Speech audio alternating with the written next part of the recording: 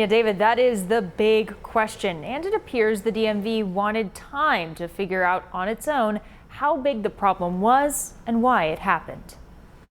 6 weeks before the situation became public, the DMV discovered an issue that ineligible people had been registered to vote. And internally over that 6 weeks, from August 1st to September 5th, a spokesperson for Oregon's DMV says they were working to figure out how this could happen, what changes could prevent it from occurring, and how to review their records at scale. The DMV telling KGW that a systematic review of transactions began on September 5th. A week after that, the DMV communicated with the Secretary of State for the first time after wrapping up that initial review. The Secretary of State's office confirming that September 12th date and stating, "We appreciate the DMV's work to help us correct this error before ballots went out for the 2024 election." Governor Kotek and her team then learned about the error on September 13th.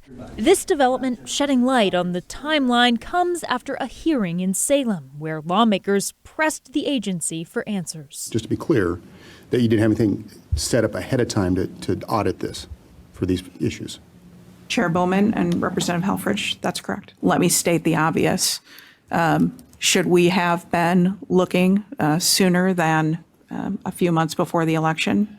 Absolutely. All 1,259 people improperly registered were removed from the voter rolls. Officials say they're ready for the upcoming election and have implemented some best practices suggested by the Institute for Responsive Government, the same think tank that inquired about how automatic voter registration was going in Oregon. Those include having a second employee conduct a manual review to ensure documents match, adding another proof of ID confirmation in the data entry system, and making sure the data entry system is designed in a way that more easily differentiates the types of documents customers are required to present.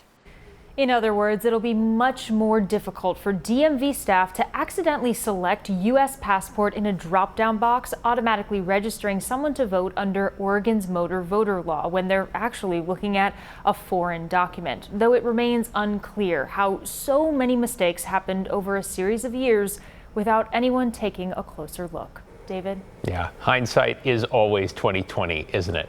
Thank you, Alma.